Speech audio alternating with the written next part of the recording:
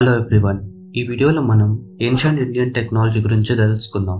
అసలు మన టెంపుల్స్ వెనకాల ఉన్న సైన్స్ ఏంటి, ఆ టెక్నాలజీ ఏంటి, ఎలాంటి టెక్నాలజీ వాడితే అంత గొప్ప కట్టడాలు కట్టగలిగారు, దాంతోపాటు అసలు మన వేదాల్లో సైన్స్ రోల్ ఏంటి, అసలు మన వేదాల్లో సైన్స్ ఎలా ఇన్వాల్వ్ అయ్యింది, ఇలాంటి ఎన్నో విషయాల గురించి మనం ఈ వీడియోలో తెలుసుకుందాం. అంతకంటే ముందు మన ఛానల్ని సబ్స్క్రైబ్ చేసుకోవడం మాత్రం మర్చిపోకండి అండ్ వీడియోని ఎండ్ వరకు చూడడానికి ట్రై చేయండి. ఈ వీడియోలో ఎంతో యూస్ఫుల్ అండ్ ఇంట్రెస్టింగ్ కంటెంట్ ఉంది. లేట్ చేయకుండా వీడియోని స్టార్ట్ చేద్దాం.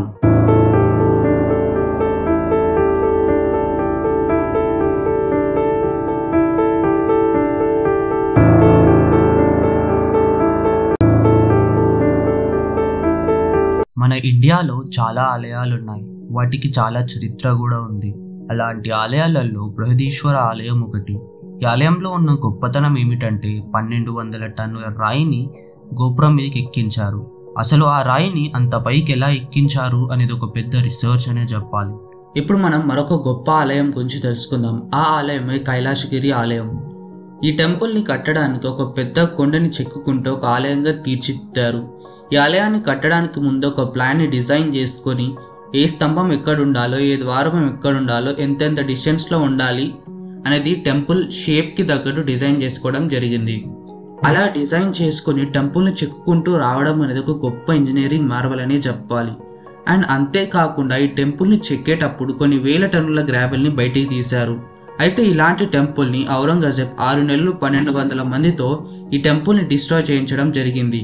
అంత టైం అండ్ అంత ఎఫర్ట్స్ పెట్టిన ఆ టెంపుల్ని 10% మాత్రమే ధ్వంసం చేయగలిగాడు. అయినా ఇలాంటి గొప్ప ఆలయాన్ని ఎలా ధ్వంసం చేయాలనిపిస్తుందో. అయితే మోస్ట్ ఆఫ్ ద పీపుల్ ఈ టెంపుల్ని కన్స్ట్రక్ట్ చేసేటప్పుడు మన సౌత్ ఇండియన్స్ ఉండడం అనేది ఒక గొప్ప విషయం అనే చెప్పాలి. మనందరికీ తెలుసు అలెగ్జాండర్ ఇండియా మీదకి దండయాత్రకు వచ్చాడని. అయితే అలా వచ్చిన అలెగ్జాండర్ ఇండియాలో కాశీ నుంచి ఇద్దరు కత్తులు తయారు చేసే వాళ్ళని తీసుకువెళ్ళాడు. ఎందుకంటే భారతదేశంలో రాజులు వాడే కత్తులు కానివ్వండి లేదా యూదులు వాడే కత్తులు చాలా షార్ప్ అంట. మనందరికీ వాస్కో డ గామా తెలుసు, ఎందుకంటే ఆయన మన భారతదేశానికి సముద్ర మార్గం కనుగొన్నాడని మన పుస్తకాలలో రాయబడింది అని మనం చదువుకున్నాం కూడా. అయితే మీకు ఈ విషయం తెలుసా, భారతదేశానికి పోర్చుగీస్ వాళ్ళు 14వ శతాబ్దంలో మన కంట్రీకి రావడానికి క్యాప్ ఆఫ్ గుడ్ హోప్ దాకా వచ్చారు. అక్కడ మన ఇండియన్ గుజరాతీ పర్సన్ని కలిసి ఆయనని ఇండియాకి సముద్రం గుండా మార్గం చెప్పమని అడిగితే తన నావ సహాయంతో వీళ్ళ నావను భారత్కి తీసుకువచ్చారు. ఆ మార్గం చెప్పమని అడిగింది వాస్కో డ గామా, మార్గం చెప్పింది మన ఇండియన్. ఈ విషయం స్వయంగా వాస్కో డ గామా తన డైరీలో రాసుకున్నారు. ఏన్షియంట్ ఇండియాలో మెడిసిన్ డాక్టర్స్కి కూడా చాలా ప్రాధాన్యత ఉంది. దీనికోసం ఒక చిన్న ఇన్సిడెంట్ చెప్తాను. రాబర్ట్ అనే వ్యక్తి గుర్రం మీద వెళ్తున్నాడు. అతని ముక్కు కోయబడి ఉంది. ఒక కుమ్మరి అతను చూసి ఏమైంది నీ ముక్కుకి అని అడిగాడు. అయితే ఆ వ్యక్తి ఆ కుమ్మరి అతనికి మొదటిగా ఇలా బదులిచ్చాడు, నేను కింద పడ్డాను, అయితే నా ముక్కు ఇలా అయింది అని అన్నాడు. అయితే కుమ్మరి అతను ఇది కింద పడిన గాయం కాదు, నిన్నెవరు అవమానించడానికి చేసిన పని అని కుమ్మరి అతను అన్నాడు. ఏదైతే అదైందని చెప్పేసి రాబర్ట్ అనే వ్యక్తి నిజం చెప్దామని నిర్ణయించుకున్నాడు. నేను ఒక ఇంగ్లీష్ కమాండర్ని, టిప్ సుల్తాన్ మీదకి యుద్ధంకి వెళ్ళాను. 4 సార్లు యుద్ధంకి వెళ్తే 4 సార్లు ఓడిపోయాను. 5వసారి వచ్చేసరికి తనకి కోపం వచ్చి ఇలా నన్ను వాళ్ళ మళ్ళీ రాజ్యానికి తిరిగి రాకుండా ఉండటం కోసం అని అవమానించి చేసిన పని అని అన్నాడు. అయితే కుమ్మరి అతను ఆ ఇంగ్లీష్ కమాండర్కి ముక్కును తయారు చేసి అతికిస్తాను అని అన్నాడు.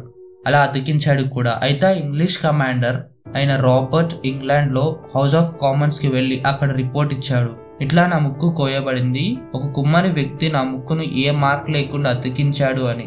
అండ్ ఇది మన ఫస్ట్ రికార్డెడ్ ప్లాస్టిక్ సర్జరీ మన మెడికల్ సైన్స్ డిపార్ట్మెంట్లో కూడా, గుర్తుంచుకోండి.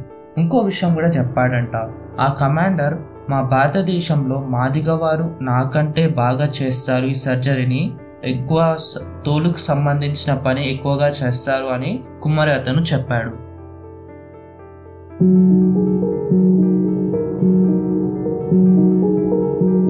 మన ఇండియాని బ్రిటిషర్స్ సుమారు 150 సంవత్సరాలు పాలించారు. కానీ బ్రిటిషర్స్ మన ఇండియాని కాకుండా వేరే దేశాలను సుమారు 400 సంవత్సరాలకు పైగా పాలించారు.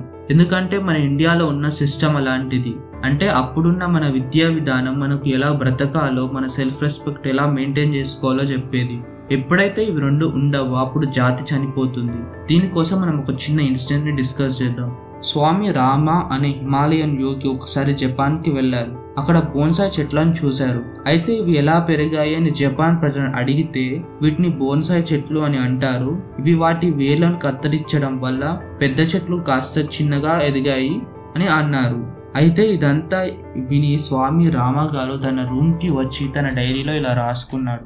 భరత జాతి యొక్క సంస్కృతి అనేటువంటి వేర్లను కత్తిరించారు, అందువల్ల భరత జాతి యొక్క మరుగుజ్జు వృక్షం లాగా మిగిలిపోయింది అని రాసుకున్నారు. అసలు అత్యంత పురాతనమైన సంస్కృతి నిలబడి ఉన్న ప్రదేశం భారతదేశం. అసలు ఏ దేశంలో ఇంత పురాతన సంస్కృతి లేదు. దీనికి ఎవిడెన్సెస్ మెయిన్గా మన కట్టడాలు కానివ్వండి, మన స్క్రిప్చర్స్ కానివ్వండి. మన భారత సంస్కృతి మనకు స్వేచ్ఛగా బ్రతికే హక్కునిచ్చింది. నీకు ఇష్టమైన దైవాన్ని పూజించుకోమనే హక్కు కూడా ఇచ్చింది. మన భారతదేశ సంస్కృతి ఎంత మంచి సంస్కృతి అంటే ప్రకృతిపై ఉండే ప్రతి వస్తువుని దైవంగా భావించి పూజించమని చెప్తుంది. అలాగే మన హిందూ గ్రంథాల నుంచి ఎంతో జ్ఞానం కూడా వస్తుంది.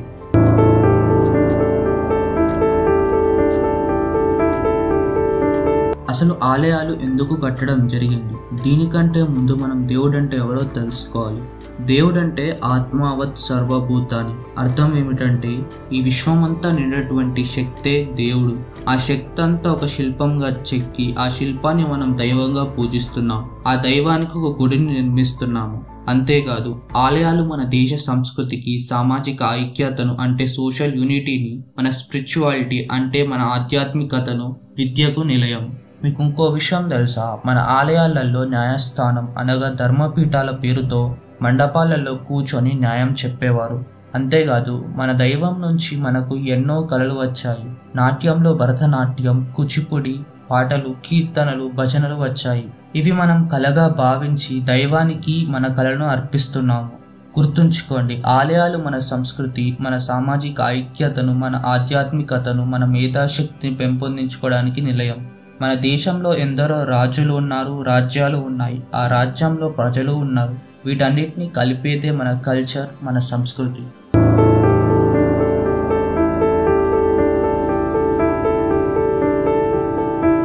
మనం కొన్ని క్షణాల ముందే అనుకున్నాం మన విశ్వంలో ఉన్న ప్రతి విషయాన్ని దైవంతో సంబంధం ఏర్పరుస్తామని. ఈ విషయంకి కారణం ఇప్పుడు తెలుసుకుందాం. మనందరికీ త్రిమూర్తులు తెలుసు, బ్రహ్మ, విష్ణు, మహేశ్వరులు.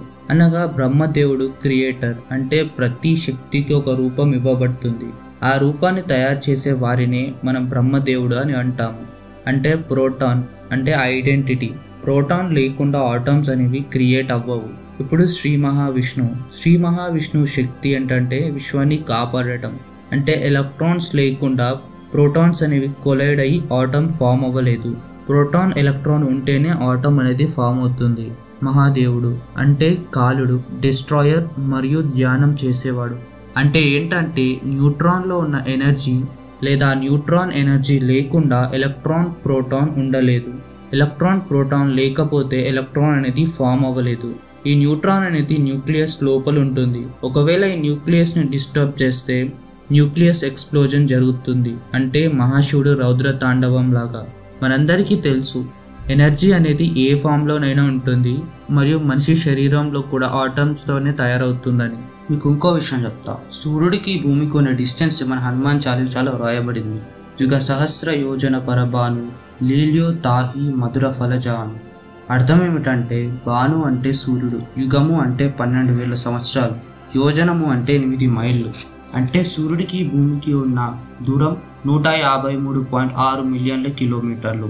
దీన్ని మన సైన్స్లో 149.6 మిలియన్ కిలోమీటర్లుగా మెన్షన్ చేయడం జరిగింది. అంటే ఈ విషయాన్ని ముందే మన వేదాల్లో రాయబడి ఉంది.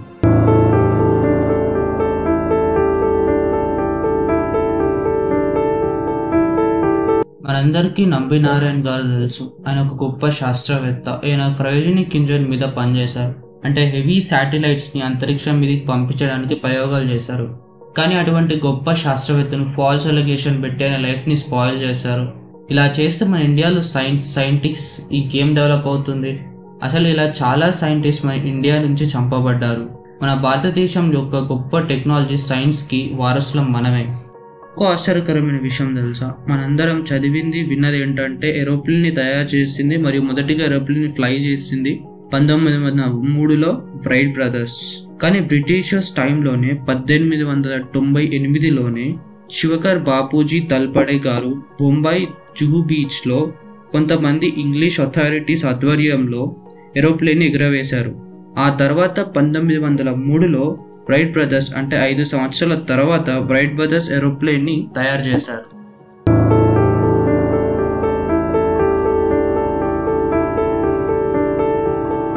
ఇప్పటికైనా మన సంస్కృతిని, మన భారతదేశ చరిత్రను నెగ్లెక్ట్ చేయకండి, గౌరవించండి. ఆ చరిత్రలో ఏముందో తెలుసుకోవడానికి ప్రయత్నం చేద్దాం. ప్రతి ఒక్క పౌరుడు మన చరిత్రను చూసి గౌరవించేలా చేద్దాం. జై హింద్, జై భారత్. Thank you everyone. ఈ వీడియో నుంచి మీరు ఎంతో కొంత ఇన్ఫర్మేషన్ గెయిన్ చేసుకొని ఉంటారు. ఒకవేళ ఈ వీడియో కనుక నచ్చినట్లయితే లైక్ చేయండి, షేర్ చేయండి అండ్ సబ్స్క్రైబ్ చేసుకోవడం మాత్రం మర్చిపోకండి.